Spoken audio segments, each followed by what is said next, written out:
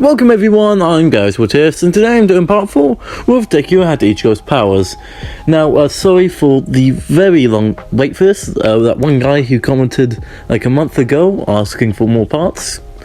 Yeah, sorry about that, mate. If you don't know, I mentioned this in What If Yuji was Denji, but recently been really busy, got a head injury, got the flu, been moving house and been studying for exams, so I basically haven't had time to write videos. Also, so these scripts are seem odd in a way, seem rushed, or transitions between scenes and stuff are rushed. It's because I rushed through the script as I didn't plan, because again, being very busy, so suddenly I am home alone and I have time to record videos. Right, so I plan on recording 2 with Yuji was Denji part 3 and this one. So I had to basically rush the script. It's 2,000 words long. I rushed it all, tried to cover the entirety of USJ. But yeah. So yeah, I didn't have time to reread that arc, the USJ arc, so I don't have the freshest memory of the events. So that's why it feels rushed, in case you're wondering. Or scene transitions don't work. But yeah, or if there's inconsistencies and plot holes. But yeah, other than that, we last left off on Ida barely defeating Deku in the Hero vs Villains test, and falling unconscious himself after All Might announced Ida's victory. As the Heroes vs Villains test would go underway for the other students, the same as in canon. Anyways, we pick back up as Deku would wake up in a hospital bed covered in bandages. "You're awake," Ida said, from the other side of the curtains next to Izuku's bed. "Oh, right, you won," Deku said. "What did you want again?" Answers. "Well, then at least move the curtain." I refuse. "What? Why?" "Because allowing a Shinigami to see my state would make me feel shame." "Oh, come on, it's rude to demand stuff from someone without showing your face." As Deku said this, a robot would open the curtain for him, only for Deku to see Ida in an even worse condition than him. The only part of him showing would be his mouth and eyes. Ow! "Shut it. I admit we Quincy aren't as durable as you, Shirogami." "Oh, sure." "Quiet. Will you allow my questions or not?" Fine, what is it?" "Good," Ida said, using Reishi to push his glasses up. "First, where is Inko?" "Dead." "More details." "Don't have anything else, or just so sudden. When I found this badge, she was suddenly dead." "Is that all?" "Yes, alright, it's as I told you, she was a loving mother and all that. Alright, what else do you want? I know nothing about whatever Shinigami and Quincy are." "Then shall I tell you why we are destined enemies?" "Please don't." 1,000 years ago, there were creatures called Hollows, monsters born from humans that refused to pass on. These Hollows could only be seen by 2 races of humans, Shinigami and Quincy. Shinigami had the ability to separate their spirit and body to control Reishi, whilst the Quincy fused their soul and body into one. By doing this, they gained abilities that allowed them to kill Hollows. So what? The 2 races keep competing over who would be better, correct? "It wasn't a competition," Ida said. "The Quincy were easily the superior race." "Oh, great," Deku said, failing to ignore Ida. "Then where are these Hollows?" "Extinct." "How did that happen?" "Because Our Majesty, the father and king of Quincy's, Yuhabach, he sacrificed himself to exterminate all Hollows. However, this only made the Shinigami restless, and they slaughtered thousands of Quincy's for nothing. There's only a few bloodlines of Quincy's left. As the centuries went by, the power of the Shinigami would die fully. So why do you have Shinigami's powers, and what does it have to do with that badge?" "Shouldn't you know?" Deku said. "You're the history nerd. We even are Shinigami powers. I'm a Quincy, not a Shinigami, so you figure it out." "Fine." Skip a few days later as Ida and Deku would rejoin their classes like normal, whilst being the talk of the school, with Bakugo getting pissed off whenever Deku would be mentioned. Now we pick up where Class 1A in the hero costumes, inside of a bus with Ida and Deku sitting from across each other, as he would ask Ida about his quirk. Your quirk is engines, right? So how does that boost laser stuff happen and stuff work? I prefer not to reveal that, especially in front of him, Ida responded. Oh, okay. How about you, Midoriya? Said Sue. As Sue asked this, everyone, including Aizawa, returned to Deku. Well, you see, with this badge I can transform and gain abilities, you know. But when transformed, I can manipulate this energy I've dubbed Reishi.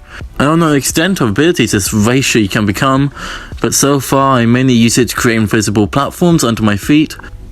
Oh, and of course I condense Reishi along my blade to release a Getsu potential. Other than that, there are a few things I've been experimenting with, but that's pretty much it. What about the mask? Bakugo yelled, looking away from the group. Though this would just bring silence into the bus, as everyone saw Bakugo's beatdown from Deku alongside that mask. What mask? Deku said. Alright, listen up. We're about to arrive, Aizawa said. As the cast would exit the bus to see USJ and Black Hole, as Black Hole would go over how it's important for a hero to know how to use a quirk, as it can cause both damage and protect others. However, as she was saying this, suddenly both Ida and Izuku would be put on edge. What is this? Both of them said. Midoriya, you should listen to Black. Everyone get down! The two said as suddenly a massive portal would burst from the middle of the USJ. As a man covered in hands would walk out alongside a massive humanoid creature with a black armor surrounding it, an exposed brain, a pure white mask that would encapsulate the head of the beast, ending in a curved beak at the end. And in the creature's chest would be a massive hole where its heart would be expected to be. As a lot of villains would come outside the portal as well. As Ida and Deku would naturally rush down, with Aizawa would manage to stop Ida before he could take a step, but would fail with Deku. Ida, you need to get back to UA now. But sir, you don't understand. That thing, I don't care. Right now everyone could die if you don't get help fast enough. Yes, sir! As Ida would stare down to see Deku running at the villains, he'd grit his teeth and turn, and break down the door and begun running to UA. Damn it, if I'm correct in that thing. But that would be impossible. Even so, why does he get to kill it? Ida grunted.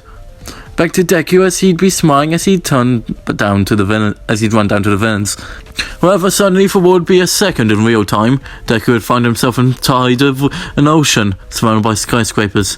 As right in his face would be himself, but purely white and black. You want to kill it, don't you? As we would cut back to reality, Deku would jump in the air and blitz towards the beast. Don't know why I want to kill it so bad, but for some reason, feels so good imagining killing it. As he swung his blade down on the beast with a smile before the Shigaraki would notice, however Deku's blade would simply bounce off the creature's armor. Huh? As in a split second the creature would punch Deku in his ribs, sending him flying into the stairs. Midoriya, are you alright? Aizawa said, running to Deku's side. Yeah, I'm alive. Good. If you do anything like that again, you'll be expelled. No promises, Deku said, losing consciousness as Aizawa would throw him over to his classmates, who'd be fighting Kurogiri, as Deku's body would conveniently manage to hit Kurogiri's collar, giving Bakugo and Kirishima an opening. However, this would only lead to Kurogiri teleporting class to random places. Opening his eyes, Deku would find himself on a boat with Mineta and Sue next to him. Covering up water, Deku would ask Sue and Mineta what happened, as Sue would reveal that Deku had been out for 5 minutes and are currently being attacked and surrounded by villains. As Deku would simply grab Sue and Mineta and walk over to land, sending Getsuga down to the water at the villains.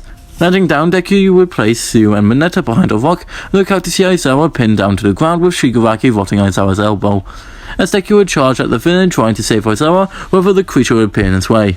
Barely blocking the beast's fists, with its blade Deku would be sent back. Huh? Oh, look at that. That brat is back. Hello, kill him, Shigaraki said, forcing Aizawa to watch. As Deku would try and get past the hollow, however it only punched him into the ground so hard he'd bounce off the ground, leading to multiple punches mid-air, making Deku lose consciousness only to regain it as he'd be sent in a boulder. You see solo leveling? Imagine Igris vs. Sung. Faster, Deku thought, blood pouring off his left eye. I need to go faster. As he started to run, the creature would take a step and appear in front of Deku, and a red orb would form on the tip of the creature's beak. as Deku would instinctively leap back and use the Getsuga, as a massive red beam would be fired from the orb at Deku, instantly destroying the Getsuga and hitting Deku, who blocked the blast with the fat side of his blade. However, this would barely do anything, as we see a massive explosion with Deku with his Shuhakusho torn up, revealing the boy's now bruised and burnt skin. Oh, he's still alive, Shigaraki said, being distracted by Deku and the Hollow, as he would take advantage of the distraction and wrap a tongue around Aizawa and drag him to safety. Damn brats, Shigaraki said, scratching his neck. Hey, Hollow, make sure to kill those brats after that one. As he said this, the Hollow would start to walk to Deku, who is standing still, leaning onto his blade that dug into the ground. As the Hollow would once again punch Deku in the torso. However, this time the boy's body wouldn't go flying. Instead, it would go limp and lay on the beast's arm. Good. Now, Hollow, kill those brats. Huh? Hollow! I said, shut up, will ya? As said Deku, as white would form around his left eye. As the Hollow would start to shake. What's wrong? You scared, you copy? Deku said, a mask now covering most of the left side of his face, as the Hollow would instinctively back away. Well, I guess it's time to get some stretches in, White said, lifting the blade. As he'd take a single step to appear in front of the Hollow, and swing his blade at the Hollow, instantly cutting the beast's arm off. You idiot, Shigaraki yelled. The Hollow can regenerate any limb. However, nothing would happen. Oh, I see. These copies were made to have quirks, correct? Guess this means it caused a weakness you guys never thought of then. What do you mean? Reishi, you idiot. By focusing on quirks, it has the inverse effects. No, Reishi is a key weakness of these copies. The hell are you talking about? Oh, sorry, I was thinking out loud. I guess I better silence you. As White would appear in front of Shigaraki. However, he suddenly stopped by the Hollow punching White in the face, sending him into a wall. Huh, finally gruesome, huh, fake? White said, standing up unharmed. Well, guess I better finish this up. As he said this, black and red energy would cover the Zanpakuto. Getsuga! Tensho! As White said this, a massive black Getsuga would envelop the Hollow, killing it and making a massive hole in USJ's dome. How? That thing was supposed to kill All Might. Psh, who do you think that guy's that powerful? White laughed. Suddenly he coughed up blood. Guess the boys' party started to give way. As he'd say this, All Might would burst down the door with Ida. Looks like you guys should run, White said, as the mask would break away and Deku would fall to the ground. As All Might and the other heroes would wrap up the villains, however Shigaraki and Kurogiri would escape, as well being this part of what if Deku had Ichigo's powers. So if this feels rushed, my throat hurts. It's like 40 past 10 right now. I think that's how time works. I can never figure the damn thing out. And yeah, hope you guys enjoyed. Again, I plan on making another 2 parts after this. The thing about this series, right, was that there was the original tension where I was going to have like Aizen and stuff. And it's like the original tension was what if was for Aizen to be like a more mental figure, I guess. Like Aizen was going to be like what's her name, a recovery girl's assistant or something, right? And he was going to be a teacher at UA, and then he was going to help train Deku, and then during like All Might versus All for One, Aizen was going to betray them. But like, of course, the problem is, well, it's Aizen, so pretty obvious he's going to betray everyone. But like that's the whole thing I was going to do. But then when I recorded, because you don't know, I had a YouTube channel. The first 3 parts of this series was written and uploaded on that channel, but with a bunch of other what ifs, such as like the first 16 parts of like what if Asa met Noel early. But those parts, but that channel got deleted because when I was about to reach 100 subscribers, it got copyrighted. But yeah, what was I going with this? Yeah, but like I recorded the full original script because as soon as they didn't rewrite it, even though I didn't want to do the Aizen things, I went my back mind against that. So now I have this whole new law and stuff. Yeah, but then like I had to awkwardly edit it out, so sorry if like past parts had that, like where it seemed like those entire sentences that were cut out, there were. about like Aizen's presence that I then recorded and awkwardly cut out because it was in the middle of goddamn sentence. Anyways, I don't know what I'm saying. Hope you guys had a great day. Make sure to like, subscribe. If you want any more tips done specifically, then yeah, just comment them down. I'll continue them. I don't know how long it will take for the next part of this series to be out. Literally have 2 videos and then I'm probably going to go to bed soon anyways. But yeah, hope you guys had a great day and goodbye.